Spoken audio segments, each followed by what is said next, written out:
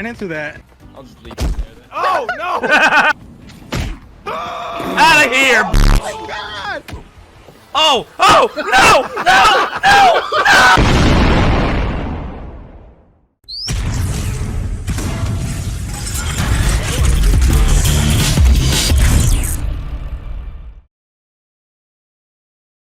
I know a few things about Dan Daly.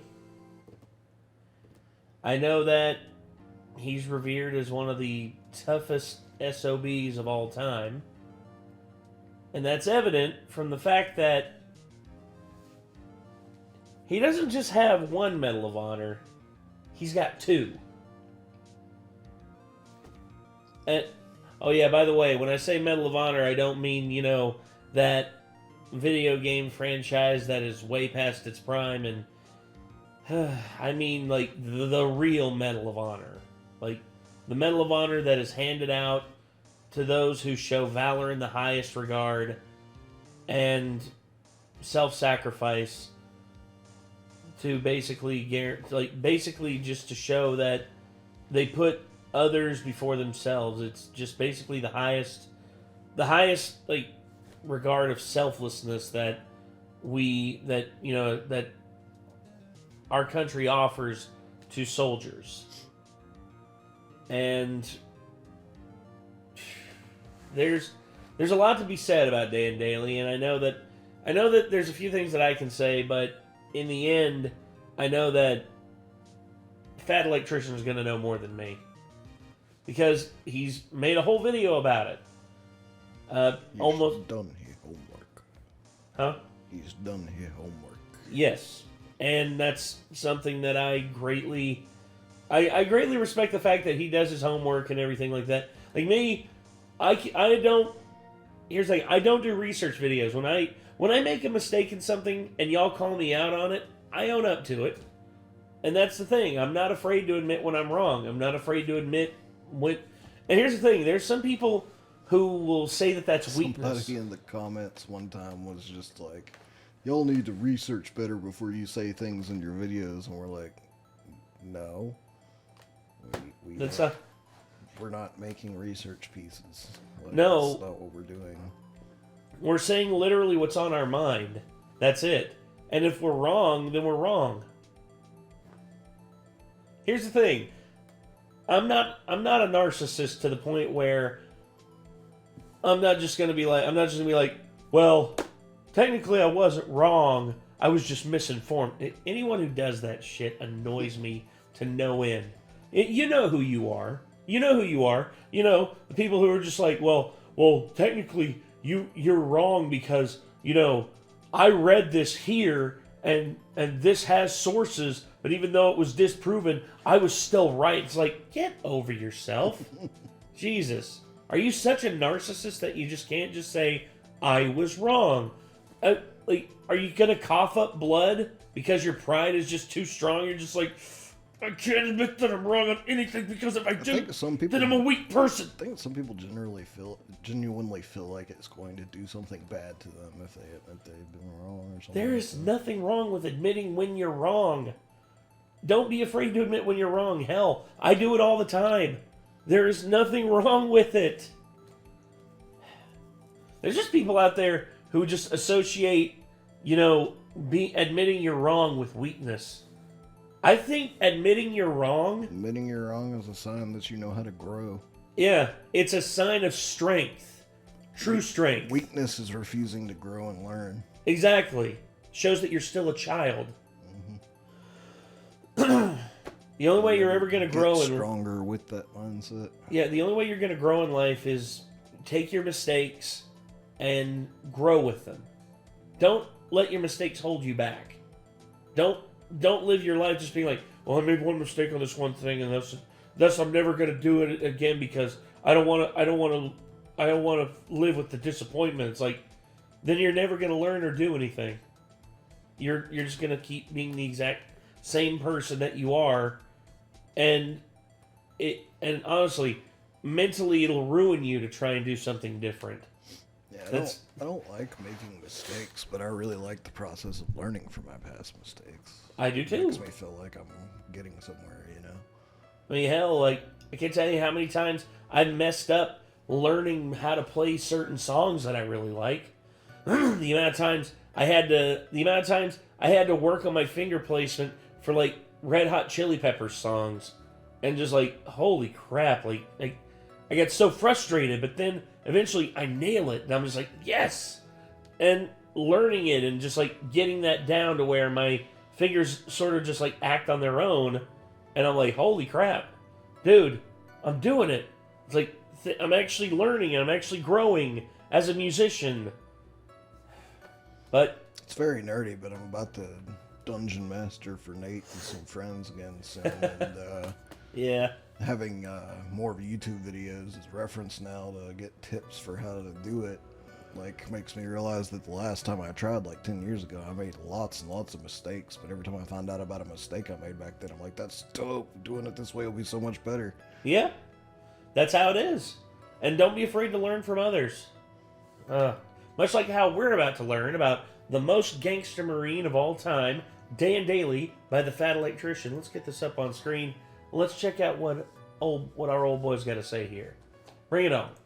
All right, go ahead and make your prediction now. Who would win in a fight? 200 Kung Fu practitioners with melee weapons, or one Marine with a machine gun?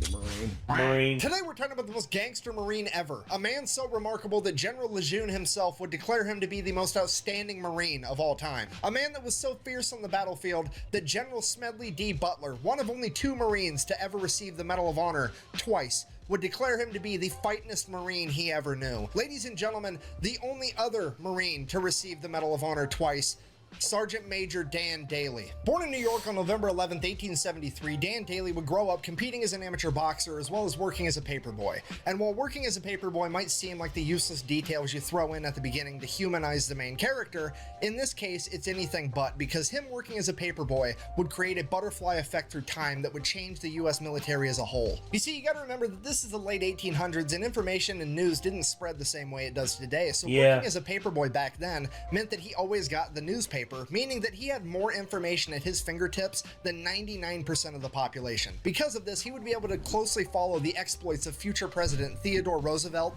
and his famous Rough Riders all throughout the Spanish-American War. And this would go on to be his inspiration to join the US Marine Corps, hoping that he too would be able to fight in the Spanish-American War. So that's exactly what he would do on January 10th, 1899, when Dan Daly would enlist in the United States Marine Corps at the age of 16 years old, coming in at only 5'6" and 135 pounds. But hey, as the old adage goes, it's not about the size of the dog in the fight, it's about the size of the fight in the dog. You see, the real problem here wasn't his stature, but the fact that he joined to fight in the Spanish-American War, and the Spanish-American War ended on December 10th, 1898, exactly 1 month prior to his enlistment date, but the news hadn't spread that far yet, so he ships off to training anyways. So fast forward, he finishes up training, realizing the Spanish-American War's over. He's kind of like, meh, I mean, the Spanish got off lucky, can't help it. I mean, let's face it, I'm gonna get the action I'm looking for at some point, right? This is America. We've been a country for like 124-ish years at this point, and we've been not in armed conflict for all of like 45 seconds at this point. Surely something's gonna pop up soon. So he ends up getting put on ship duty over in the Asiatic fleet on the USS Newark. And sure enough, like after a month of being there, the Boxer Rebellion breaks out, and guess whose ship is the closest one to be able to respond? Dan Daly.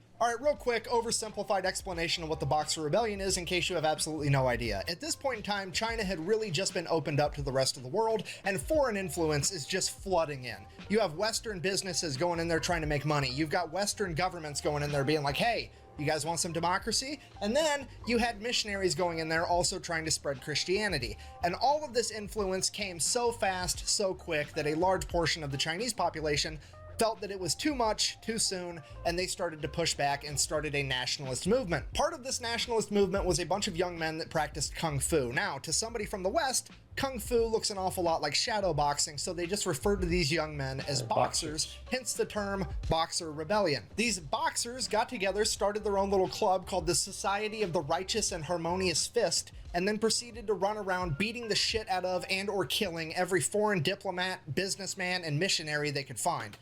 Yeah, it's pretty bad. I remember reading up on the Boxer Rebellion, and don't get me wrong, I know the countries that were spidering their influence in were very aggressive. Especially the British. Jesus Christ, dude, the British. Opium Wars. Hey. And then, of course, the British were so entrenched in the, were so entrenched in Chinese culture at that time that basically they forced the Chinese government at the time to sign a treaty basically saying, hey, we want this piece of land here. Hong Kong. And basically they got to rule Hong Kong for 99 years because of it. And yeah. There was also Macau as well, which was taken over by the Portuguese, which...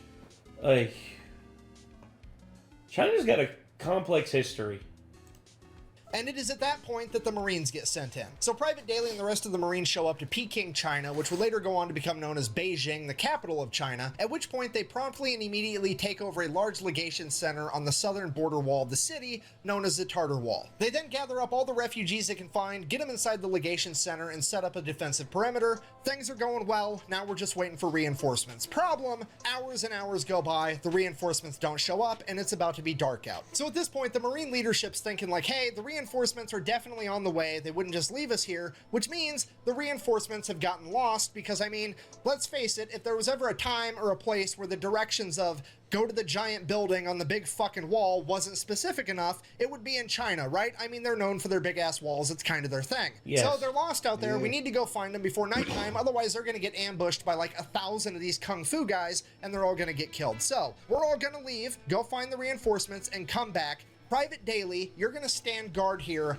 by yourself. Now, I don't know what the logic was behind this. I don't know if it was like, fuck Private Daly, he's the new guy, he can have the shitty job, or if it was like, hey, Private Daly's a new guy, this mission's really dangerous, let's leave him here where it's safe. Or maybe they knew he was the main character and that he had plot armor. I have no idea. Either way, Private Daly is now effectively playing goalie for America for all of these refugees. So sure enough, like an hour after all the other Marines leave, hundreds of Boxer rebels show up and they're looking for a fight. Now, a couple of them have guns like muskets and stuff, really outdated weaponry. By and large, they're all carrying traditional Chinese martial arts weapons like swords, bow staffs, what have you. Some of them are even just rocking the old meat mittens, but they're looking for a fight either way. And this is shaping up to be one of the most ridiculous battles of all time. I mean, this is the type of stuff you get drunk at the bar and ask your buddy, like, hey, you think you could take on all 300 Spartans if you had a machine gun? Like, that's exactly what... Yeah, that's literally, like, that I can imagine that scenario, because me and my friends have had that scenario. Although, we made the argument, be like, okay,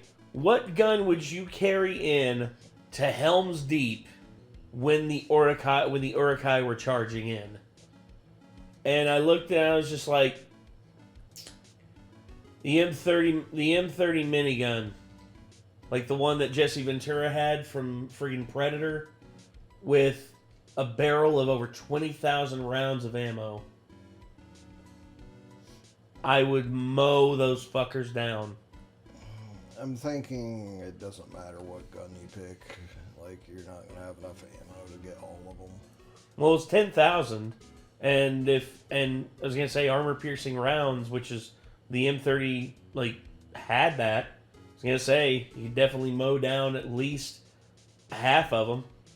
Because Helm's Deep was 10,000 Uruk-hai, I believe. I can't remember. I don't know. Someone in the comment section, y'all can get on that. Something tells me, like, something about Uruk-hai, too, is that some of them are going to, like, have their limbs sawn off by it and still keep coming at you. Well, I don't doubt that, which is why, I'm just going to, like, fan left to right,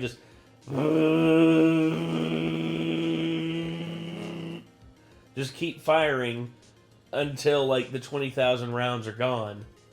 And basically just as soon as that's done, be like, hey, Aragorn, pass me a rope. That's basically all I would do.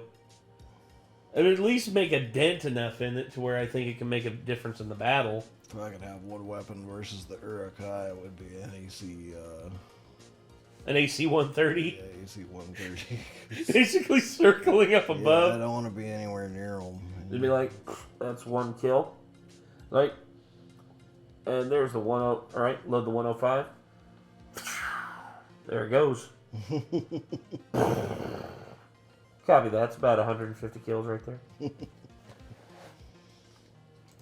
what's about to go on here. I mean, in one corner, you've got an 18-year-old Marine with a machine gun, and in the other corner, you have 200 martial artists with, like, bow staffs and shit. You literally have gun fu versus kung fu, okay? And here's the kicker with the entire thing. The Society of the Righteous and Harmonious Fist legitimately and wholeheartedly believes that their martial arts training has made them impervious to bullets.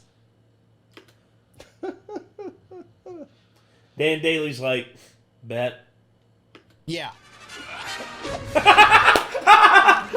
Yes! Yes! So this entire horde of Kung Fu fighters just starts running at Daly as fast as they can as he opens fire with his machine gun, and they fight well into the night. The rest of the Marines were a couple miles away. They found the reinforcements, but now it's too dark for them to travel in this rioting city at night safely, so they've adopted a little defensive position, and they're just holding position until daylight. They're literally forced to just sit there and listen to the machine gun fire and the yelling and the screaming and machine gun fire, and then suddenly the machine gun runs out of ammo, and then there's bolt-action rifle fire, rifle fire. He gets the machine gun reloaded. There's more machine gun fire, and this goes on for hours, and then it progressively just gets slower, and there's less machine gun fire and less screaming and less machine gun fire and less screaming, and then suddenly it just stops. At this point, the Marines have to accept the fact that their friend has just died courageously in battle, fighting an entire mob by himself because they left him alone, and all the civilians that they've been tasked with protecting are going to be slaughtered. And now all they can do is sit there and wait for the sun to come up. So the sun comes up, and the Marines start making their way back to the legation center, but they're kind of dragging their feet because, well, they know what they're going to find. They're really just there to recover the remains of Private Daly and make sure that those are taken care of, and they start making their way there, and as they get closer, they're like, man, Private Daly really took out a lot of these guys. That's impressive. Like, holy shit. He took out a ton of these guys. This is the most aerodynamic mass grave I've ever seen. And they get to the top of the wall, and there's Private Daly smoking his pipe, leaning up against his machine gun, and they're like, holy shit, you made it. He's like, yeah, why wouldn't I? Well, we heard the machine gun stop firing, and we just assumed that you'd been killed. He's like, no. I only ran out quit of firing because they... Yeah, he's like, I ran out of dudes to kill, they regrouped, and by the time they got done regrouping, I had reloaded. Stop firing, and we just assumed that you'd been killed. He's like, no. I only quit firing because they quit coming. Dan Daly has effectively pulled off the impossible. He has single-handedly defeated 200 rebels by himself, saving all of the civilians, as well as saving the day. All the Marines are like, holy shit, we're going to nominate this guy for the Medal of Honor. Hell because yeah. this is incredible. All the businessmen and the delegates are like, oh my god, we've seen what one Marine can do, and now we've got 1,200 Marines. We're definitely going to make it out of this alive. Hooray. And all the missionaries are like, oh my god, this is not what we meant when we said we wanted to make these people more holy. Surely I understand. That's a good joke. That's a good joke. Oh, I didn't expect that joke. That's a good one. Yep. I guarantee you, Dan Daly's just standing down there, and just like the pastor's just like, my child. What? Why must you resort to such violence? It's just like, they're testing me, Pastor, so I'm gonna send them to God. The missionary's like, on one hand, I feel like New Testament God would not be pleased with this outcome. Old Testament God, on the other hand. And all of a sudden, Dan's just like, the Old Testament's got some crazy stuff in it. Wonder if they could add this to the pile. And Daly would be awarded his first Medal of Honor for the battle, and then he would go on to continue serving in the Marine Corps as if nothing had happened. Okay, fast forward 15 years, now Gunnery Sergeant... Wait a minute. Did I just see that right? Hold on. ...to continue serving in the Marine Corps as if nothing had happened. Okay. Yeah, there was a red X there. Oh, I know what that is. That's Premier. He has these assets... And apparently, like, I'm not saying that he's using stolen assets. Drama. Just logged him out and he didn't realize. Yeah, it probably just like had to log back in, because we've had several videos of ours have those in it, and it's unfortunate. But I'm just so used to seeing that every time I log into Premiere again. On mine, because with mine it gave me a lot of problems with actually rendering the video unless I pre-render those transitions. Yeah. So I have to actually highlight those transitions, so I'm going to see the red X when I'm doing that before I ever get the full video rendered out.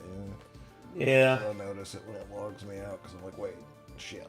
That's how it goes, man. Okay, fast forward 15 years, now Gunnery Sergeant Daly has been involved in every military conflict the U.S. has for the past 2 decades. He is one of the most experienced combat veterans in the entire U.S. military, and he is a living legend in the Marine Corps. And on October 24th of 1915, Gunnery Sergeant Daly would find himself leading a platoon of men through Haiti during the Cacos Rebellion. Just after his entire company would cross a river, his entire company would be attacked on all 3 sides by over 400 Cacos rebels, forcing them to retreat back into the river. And while doing so, the horse carrying the crew-served machine gun would be shot and sink to the bottom of the river, as the remaining Marines continued to cross the river before adopting a defensive position to repel the attack until nightfall. It is now pitch black outside, and Gunnery Sergeant Daly knows as soon as the sun comes up, they are going to get attacked again, and the only chance they have is to get that machine gun back from the bottom of the river. So he takes off by himself in the dark of night, goes all the way back to the river, and just begins diving to the bottom of the river, trying to find this dead horse with the machine gun strapped to it. And after hours of trying, he finally finds this horse,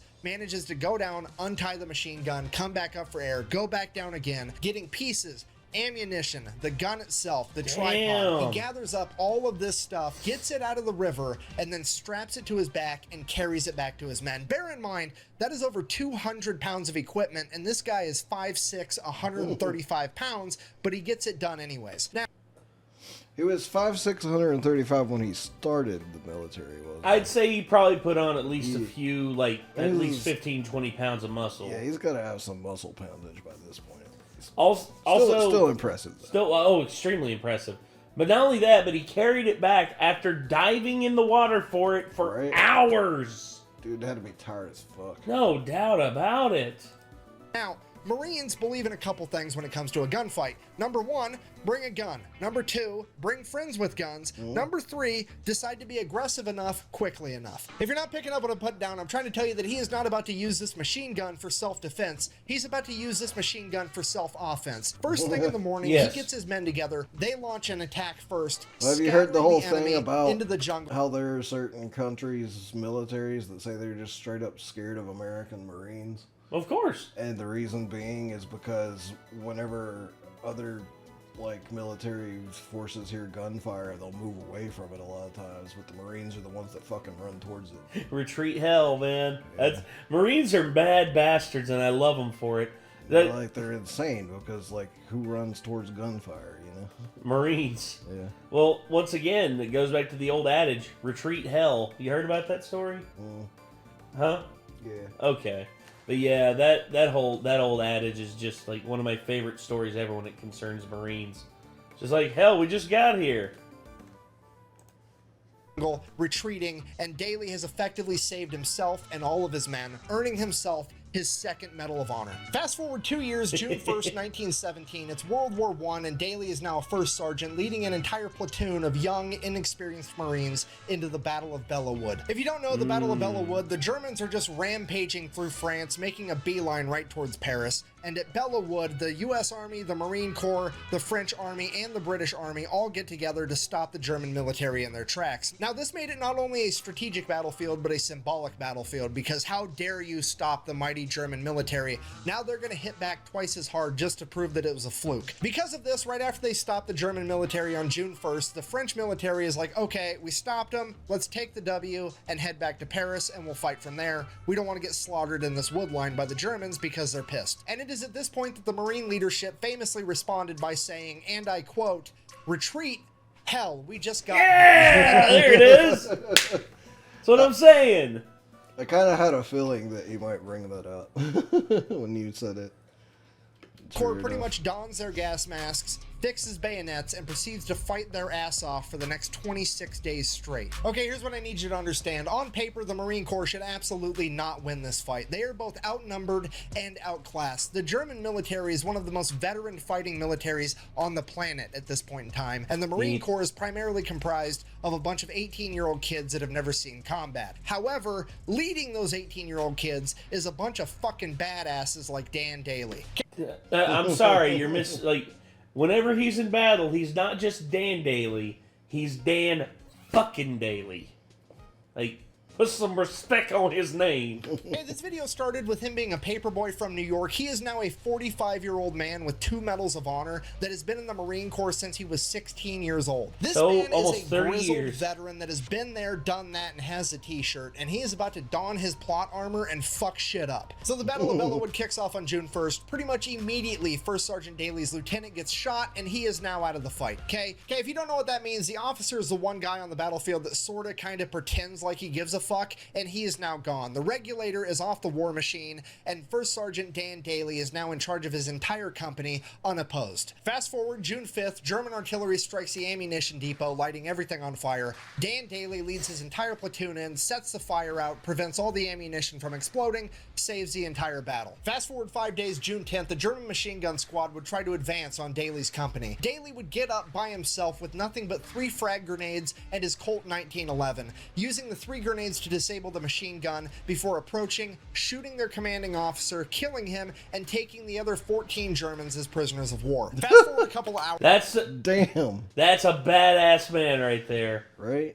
Or still June 10th, Dan Daly looks around at the faces of the young men that he's leading through this battle, and they're looking tired. They're looking like this is the worst time of their life, and it is at this point that Dan Daly decides that he needs to get aggressive enough quickly enough. This battle's effectively been a stalemate for the last 10 days, and he's had enough of this bullshit, so he gets up, walks right out into the open in this wheat field that's functioning as no man's land between the Marines and the Germans. He looks at the Germans' line, turns around, looks at his Marines, and yells, "Come on, you sons of bitches, do you want to live forever?" before charging at the German line. Yeah. That line I've heard so many times. It's been parodied as well in like Starship Troopers. It's like, "Come on, you animals! Do you want to live forever?" Of his Marines, that's Dan fucking Daly. We're gonna follow him, so they Hey, you put respect on his name. Nice. Well done. charge too. In an act of pure hyper-aggression, Dan Daly's company would catch the Germans off guard and would actually manage to punch through their line, causing all the other Marines to become hyper-aggressive and attack as well, effectively setting off a chain reaction that would lead to the Marine Corps pushing the Germans all the way out of Bellewood over the course of the next 16 days, where on June 26, American High Command would receive a single telegram, and I quote, "Woods, now Marine Corps entirely," giving America its first win in World War I and the Marine Corps its new moniker. Due to the blatant hyper-aggression of the Marines, the Germans began calling them the Teufelhunden, or the Devil Dogs. And it's all because of the actions of First Sergeant Dan Daly. After the Battle of Bellewood, Daly would continue to serve throughout World War I until on the 11th hour of the 11th day of the 11th month of 1918, the Germans would surrender, effectively ending World War I, which is why in America we celebrate Veterans Day on November 11th, which is also, by sheer coincidence, I'm sure, Dan Daly's birthday. The guys That's the beautiful thing about it. It's how you know this man was made to be a soldier. He was born on Veterans Day before Veterans Day was even a fucking thing. Oh, I love that, dude. I love those little tidbits about history. The main character. I don't know what to tell you. So then, because Dan Daly was like the badass at the Battle of Bellewood, he gets put up for yet another Medal of Honor, potentially becoming the first man in American history to pull off the Medal of Honor hat trick, getting the 3-peat. Absolutely everybody that was there that day all signs off on it. His men, his chain of command, they do the paperwork, they send it off to DC to get this man his medal. Then the political side is like, no, absolutely not. We don't care if he earned it or not. It's not about getting what you deserve. It's about doing what we think is fair, and we don't think it's fair that he should get 3 medals of honor, so we're just not going to give it to him. That's bullshit. Fuck them. Now I know, right? Oh yeah, what is a politic like? I don't think it's fair that you don't give it to him. Well, here's the thing. Dan Daly, I guarantee you, he didn't give a shit if he gets a Medal of Honor or not. That's the thing about it. I guarantee if he'd have kicked up a stink about it, he probably would have got it. I'm sure he wasn't doing this for the Medal of Honor. He was doing it because he wanted to whoop some ass. Exactly. Not only that, but also, you know, it's Dan Daly. But the whole deal with that is Dan Daly. I guarantee you, if he did give a shit about it, he'd walk up to the politicians and just be like, "You ever fought in a war? Would you like to? Because I'll drag you out to the battlefield myself, and you can see just how much of a hell it is." While you're sitting here nice in your fucking constitutional building. Anyway, sorry. Because we said so, go fuck yourself. So instead, they go ahead and they give him the Distinguished Service Cross and the Navy Cross, which, if you don't know, both of those are like tied for the second highest military honor, because apparently second plus second equals first, I guess. Anyways, so he gets those instead. And then, bear in mind, this is 1919, right after World War I. Like a month later in 1919, the military creates a new law that you're only allowed to earn 1 Medal of Honor. Okay, Dan Daly is so fucking gangster, they literally had to change the rules on how many times you're allowed to achieve the highest honor in the military. Yeah, I think that's bullshit. I think it's bullshit. I think, here's what needs to happen. You know who needs to determine who gets a fucking Medal of Honor? Not the politicians. The veterans, damn it. They're the ones doing the fighting. Yep. Meanwhile, you fuckers are the ones making these stupid-ass laws that it's like, oh, we don't want them to get too successful. Look, I understand seeing someone who's got all these ridiculous medals hanging all over. I know you don't want, like, a Zhukov situation there. But at the same time, Zhukov earned those fucking medals. And Dan Daly deserves all the medals, man. Like, look at this. Look at his war record alone. The man is not only worthy of a 3rd Medal of Honor, he probably deserves, like, 4. Jesus. Anyway, sorry. After World War I, he would retire as a sergeant major, having turned down becoming a commissioned officer on multiple occasions, citing that he would rather be an outstanding sergeant than just another officer. He would then go on to work as a bank security guard, where for 17 years he would be the living embodiment of the world's shittiest lottery ticket for anybody dumb enough to try to rob that bank. Could you imagine just being some bank robber trying to get some quick cash and you run into the most gangster Marine of all time? Okay, I'm just gonna throw it out there. He didn't retire from being a bank security guard until 1936, and John Dillinger's bank robbing spree was from 1933 to 1934. So for a couple of years there was a significantly greater than 0% chance that the world almost got the ultimate clash of the bank robbing gangster and the most gangster Marine to ever live. There are also other ones. I mean, Pretty Boy Floyd. On top of John Dillinger, there was also Babyface Nelson. Like, I would have loved to, like, that's the thing. George Nelson was a wild thing whenever it came to, like, being, like, he was that wild card. You know, he would, like, shoot at random just to keep people on their toes. I'd love to have seen Dan Daly slap the shit out of him. Be like, oh, he's like, they call you Babyface, huh? By the time I'm done with you, I'll make you into a real man.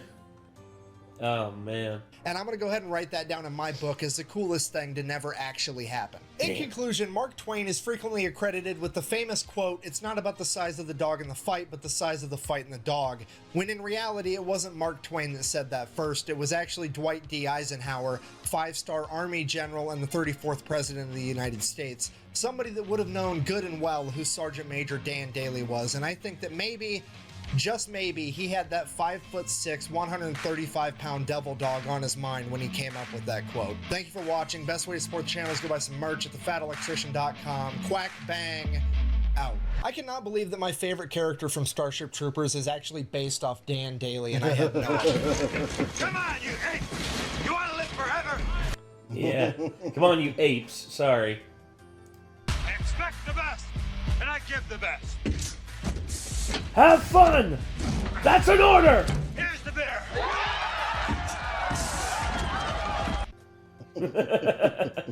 God, I like that. I love that so much. So yeah. That's Dan Daly, a.k.a. Badass Marine Supreme. So yeah. That's definitely a badass story again. Where's this movie? I want that movie, man. Starship Troopers, I guess. Well, no. I'm talking like a Dan Daly biopic. Yeah. I want a Dan Daly biopic where he's played by someone like, Could be a good one to play him. I don't know. For some reason, it just gives me Captain America vibes. Like, yeah.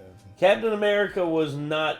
No, Captain America was not a nitty gritty like kind of dude. He was like stars and stripes, and like remember kids, do this and do that. Whereas I guarantee you, Dan Daly would just like look at the kids, and the kids would be like, Mr. Daly, can you sign this? And he'll just be like, here, kid. It's just something about the 5'6", 135-pound thing reminds me of, like, you know, the string being Captain America when he goes in and then ends up being a war hero by the end of it. Basically. But he had some enhancements. Yeah, obviously. But that's the thing. Dan Daly didn't need any of those enhancements. I'd love to see someone of an accurate size portray him, and not only that, but do it justice. At least that's how I feel. Well, I think that's going to do it, everyone. This was the most gangster Marine of all time, Dan Daly, by the one and only Fat Electrician, who is very rapidly approaching 1 million subscribers. So hey, I mean, I'm gonna go ahead and like tell y'all to check out the Fat Electrician and also subscribe to his channel. And I guess until next time, everyone. Signing off. I'm Nate. I am Nick. Y'all be good people. Take care. Peace.